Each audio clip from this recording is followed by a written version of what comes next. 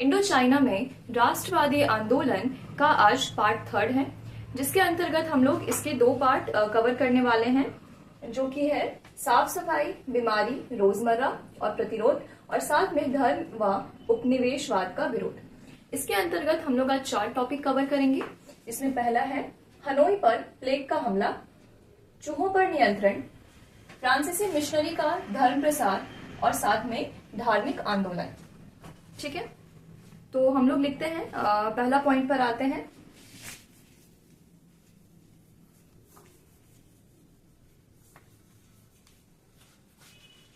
सबसे पहला चीज है कि हनोई कहां पर है। तो जैसा कि हमने इंडो चाइना का स्ट्रक्चर समझा था, तो ये एक लगभग एस के आकार में वियतनाम जो है वो फैला हुआ है, और ये जो है वियतनाम पूरे इंडो चाइना का भाग है। तो इसमें जो उत्तरी वियतनाम है वहां पर हनोई नाम का एक क्षेत्र है। तो फ्रांसीसी सोचते हैं कि इस हनोई नाम के इलाके में अपना जो विकासवाद है उसको दिखाया जाए, उसको स्टैब्लिश किया जाए। तो क्या होता है, यहाँ पर आधुनिक शहर का निर्माण किया जाता है, और साथ साथ जो आधुनिक इंजीनियरिंग व्यवस्था है उसका भी यहाँ पर उपयोग किया जाता है। तो हनोई में क्या हो रहा है,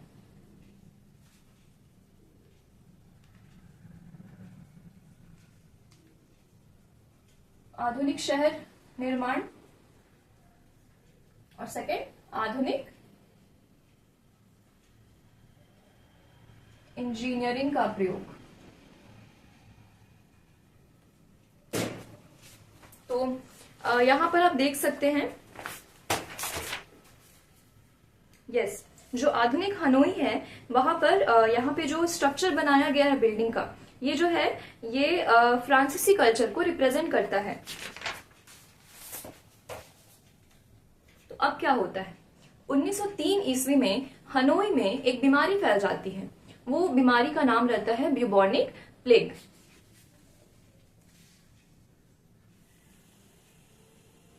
क्या हो रहा है हनोई में,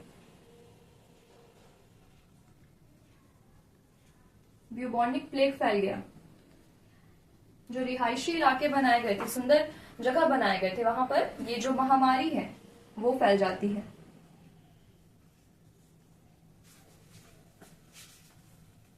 तो अब यहाँ पे क्वेश्चन उठता है कि ये बीमारी के फैलने का पीछे क्या रीजन था। तो एक तरीके से कहा जाए कि फ्रांसीसियों का ये जो आधुनिकतावाद का सिद्धांत था वही एक तरीके से इसका कारण भी बना। तो पहला यहाँ पर हम लोग पॉइंट देखते हैं कि हनोई को कैसे बांटा गया है।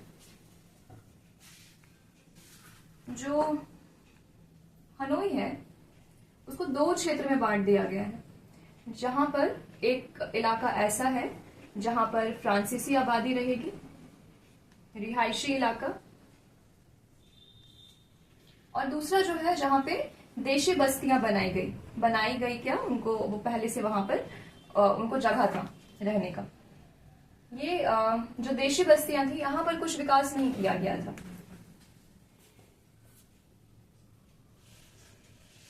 तो जो फ्रांसीसी आबादी रहती है उस क्षेत्र को बहुत क्लीनलीनेस से बनाया जाता है। वहां पर जो सड़कें होती है वो चौड़ी होती है, और जल निकासी व्यवस्था काफी अच्छी होती है, बिल्डिंग्स बहुत अच्छे बनते हैं। तो ये एक तरीके से पूरा का पूरा बहुत ही उन्नत क्षेत्र हम लोग कह सकते हैं।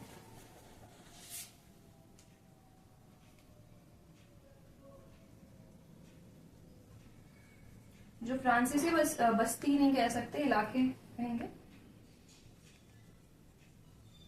क्या क्या है यहाँ पे, चौड़ी सड़क, जल निकासी की अच्छी व्यवस्था है, इमारतें हैं। तो जितने भी सुख सुविधा की चीजें हैं वो सब यहाँ पर है, और इसके अलावा साफ सुथरा जगह है। ठीक है,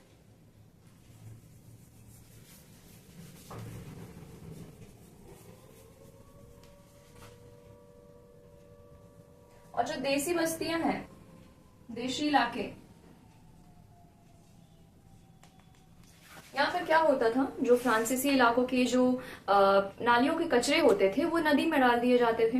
तो बरसात के समय जब नदी पूरी तरीके से भर जाता था तो उसका जो पानी है, जो गंदा पानी है, वो हनोई के जो देशी बस्ती वाले इलाके हैं उसमें फैल जाता था, सड़कें पूरी गंदी हो जाती थी। तो बरसात में बाढ़ जैसी समस्या भी आ जाती थी। देशी इलाके में शहर का कचरा है, बरसात में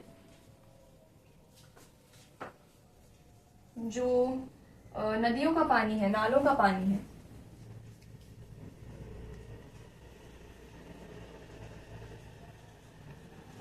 का सड़क पर फैलना।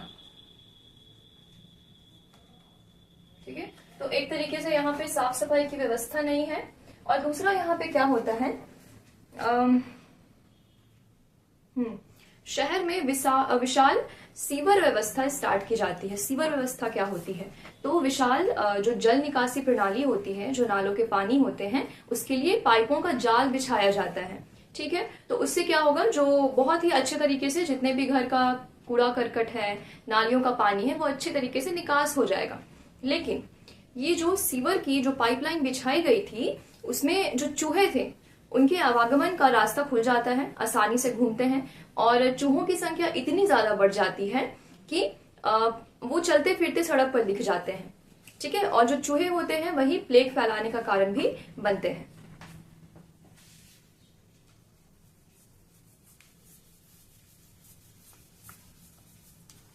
सेकंड पॉइंट लिखते हैं, विशाल सीवर व्यवस्था।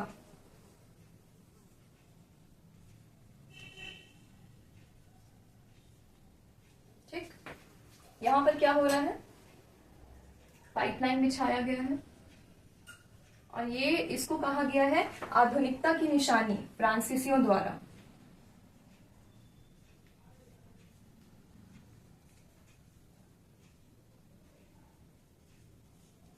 ऐसा आधुनिक बनाया गया कि प्लेग फैल गया।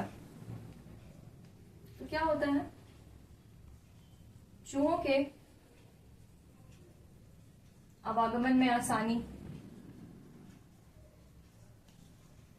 इनकी जो संख्या होती है उसमें वृद्धि। ठीक है, इससे क्या होता है, प्लेग फैलता है।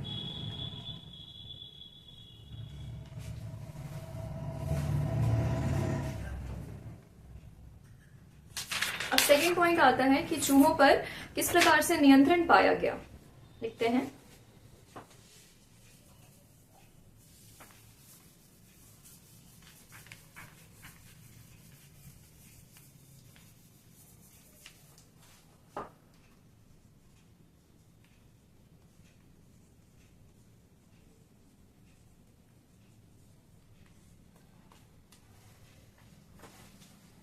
तो यहाँ पर फ्रांसीसियों ने 1902 ईस्वी में चूहे पकड़ने का एक मुहिम स्टार्ट किया था, जिसमें प्रत्येक चूहे पकड़ने पर क्या होगा, इनाम दिया जाएगा, पैसे दिए जाएंगे। और ये जो काम था, ये काम सौंपा जाता है वियतनामियों को।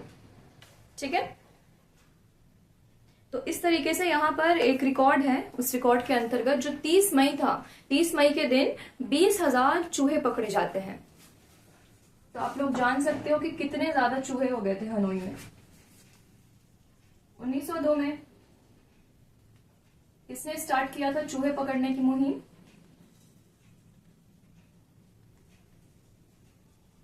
फ्रांसीसियों ने।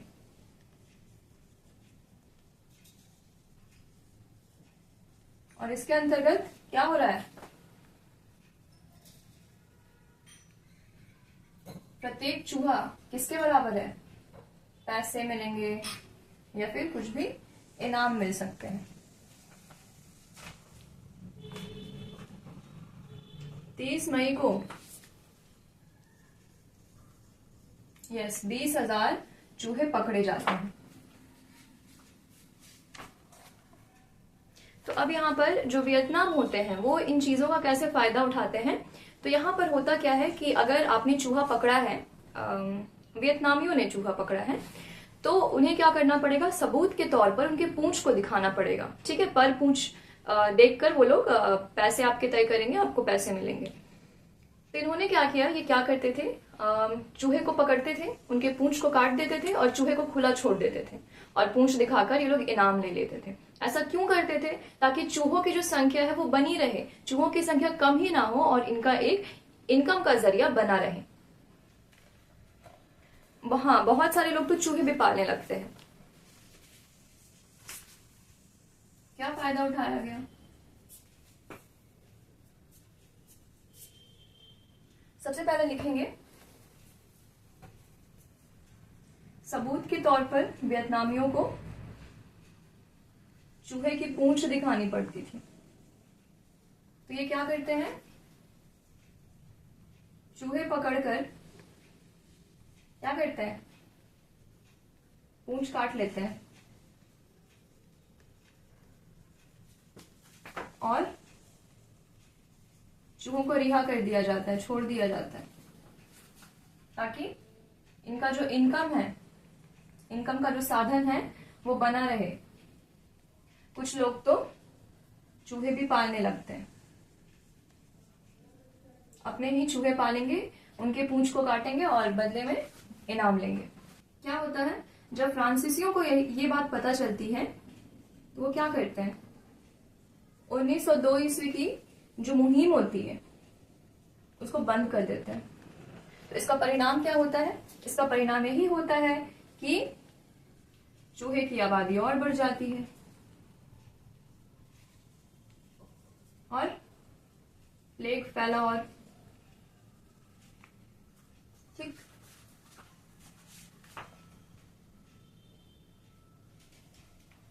ठीक है, तो ये तो बात हुआ हनोई का। अब जो फोर्थ पार्ट है, धर्म और उपनिवेशवाद विरोध, हम लोग इसमें चलते हैं। तो इसका जो पहला पॉइंट है वो है फ्रांसीसी मिशनरी का धर्म प्रचार।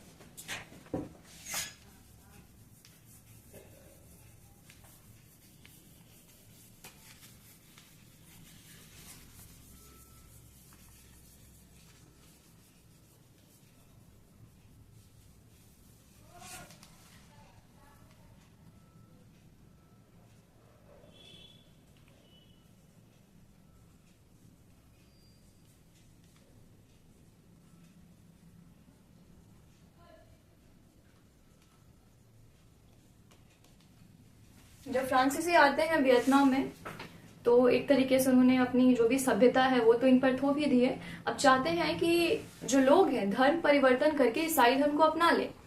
तो इसके लिए क्या होता है, पहले हम लोग लिखते हैं कि जो वियतनामी थे वो कौन कौन से धर्म को फॉलो करते थे।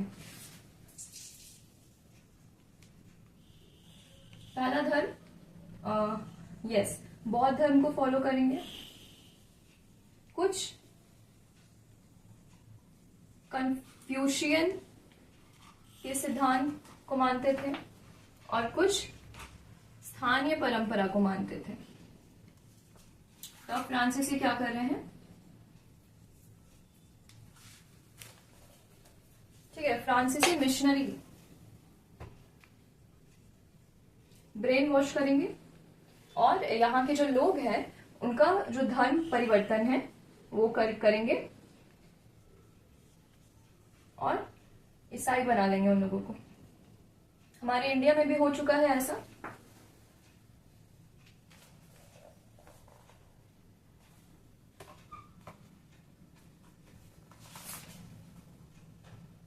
ओके, तो 18वीं सदी तक 3 लाख लोगों का धर्म परिवर्तन कराया गया।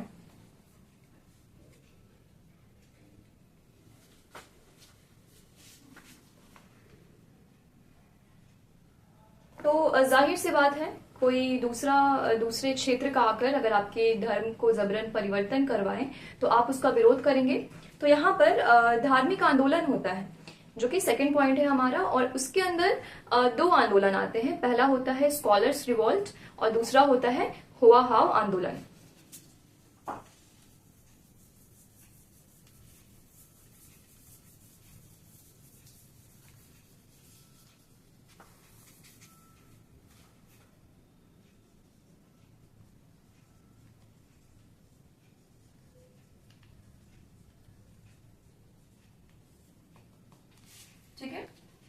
पहला है स्कॉलर्स रिवोल्ट,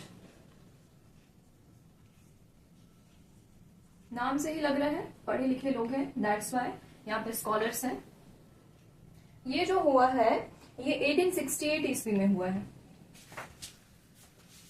तो ये विद्वानों का विरोध था, ईसाई धर्म के खिलाफ विद्रोह था, और इसमें जो राजतंत्र है, जो शाही दरबार है, उसके जो बड़े बड़े अफसर हैं वो भी हिस्सा लेते हैं। तो इस दौरान क्या होता है, दो यहाँ पे प्रांत का नाम है, नगुअन और हातियन। ये दोनों प्रांत में बगावत फैल जाती है और इस तरीके से 1000 से ज्यादा ईसाइयों का कत्ल किया जाता है। ठीक है, तो बाद में क्या होता है, फ्रांसीसी होते हैं वो इस आंदोलन को कुचल देते हैं, लेकिन लोगों में जो देशभक्ति की भावना, जो छाप छोड़ी जानी चाहिए थी इस रिवॉल्ट के थ्रू, वो रह जाती है। तो इस विद्रोह में कौन है, विद्वान, शाही अफसर, क्या कर रहे हैं ये,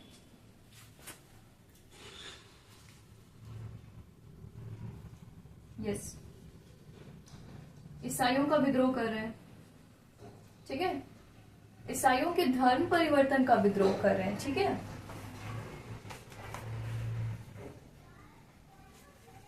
तो किस किस क्षेत्र में आंदोलन फैलता है, नगुअन और हातियन,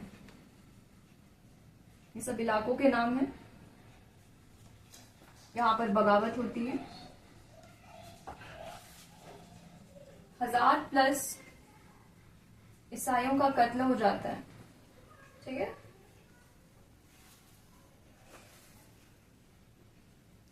और इसके साथ ही जो आंदोलन कुचला गया, लेकिन एक फायदा क्या हुआ, देशभक्ति की भावना,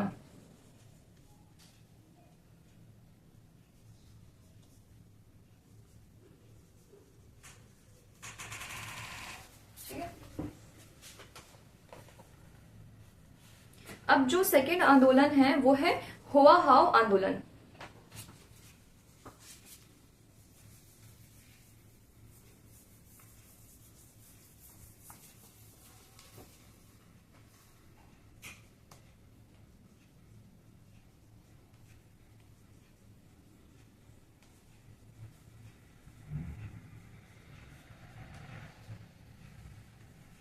ठीक है, तो होआ हाउ आंदोलन जो था ये 1939 ईस्वी में स्टार्ट किया गया था, और इसके जो संस्थापक थे उनका नाम था हुइन फू सो।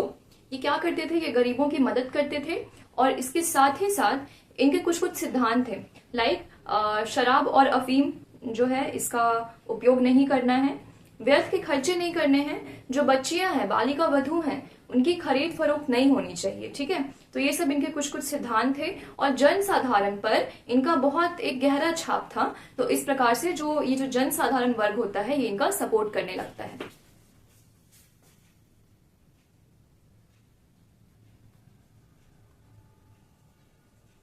कौन है संस्थापक, हुइन फू सो।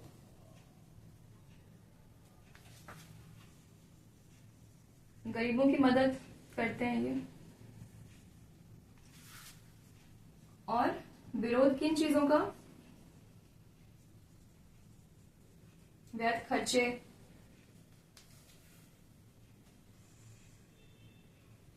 शराब, जो भी नशीले चीजें हैं, अफीम, और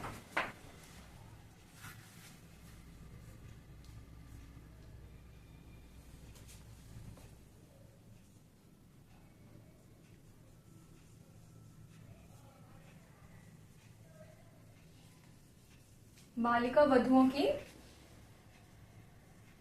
खरीद फरोख्त।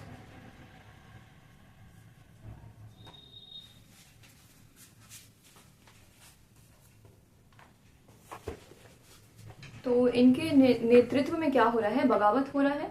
तो फ्रांसीसी कैसे इसको रोकेंगे, तो सबसे पहले ये लोगों के मन में ये बात डालने लगे कि जो हुइन फूसो है वो पागल है, उनको पागल घोषित कर दिया गया, उनको पागल खाने भेज दिया जाता है, और जिस डॉक्टर को अपॉइंट किया जाता है ये प्रूव करने के लिए कि वो पागल है, वो डॉक्टर ही इनका शिष्य बन जाता है। उसके बाद क्या है, 1941 में जितने भी डॉक्टर्स लगाए जाते हैं फ्रांसीसियों के थ्रू कि इनको पागल अब घोषित कर दो, वो सब ये बात मानने से इनकार कर देते हैं कि ये जो इंसान है ये पागल है। तो अब क्या होगा, तो जो हुइन फूसो रहते हैं उनको वियतनाम से लाओस भेज दिया जाता है कि ना ये व्यक्ति रहेंगे वहां पर, ना ये जनसाधारण का जो माइंड है उसको चेंज करेंगे और ना ही विद्रोह होगा। तो लाओस भेज दिया जाता है और जो भी इनके समर्थक होते हैं, ठीक है, उनको यातना शिविर में डाल देते हैं।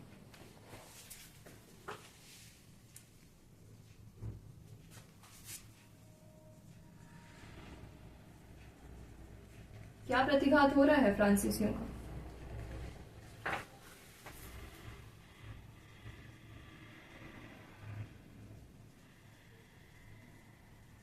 जो हुइन फूसो है इनको पागल घोषित किया गया।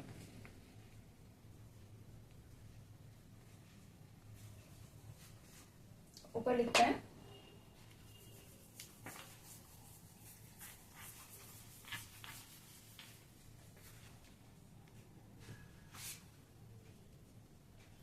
जिस डॉक्टर को अपॉइंट किया गया था वो इनका शिष्य हो जाता है, इनका अनुयायी हो जाता है। और 1941 ईस्वी में जो डॉक्टर्स होते हैं क्या करते हैं, पागल मानने से इनकार। और इसके साथ जो ये व्यक्ति हैं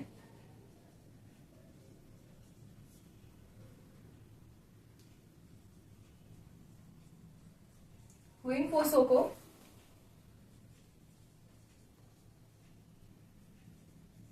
वियतनाम से लाओस भेज दिया जाता है। ठीक है, इनके जो समर्थक हैं इनको यातना शिविर में भेज देते हैं। तो इस प्रकार से जो हुआ हाव आंदोलन होता है उसकी समाप्ति होती है। अब अगली क्लास में हम लोग अगले पार्ट की ओर चलेंगे।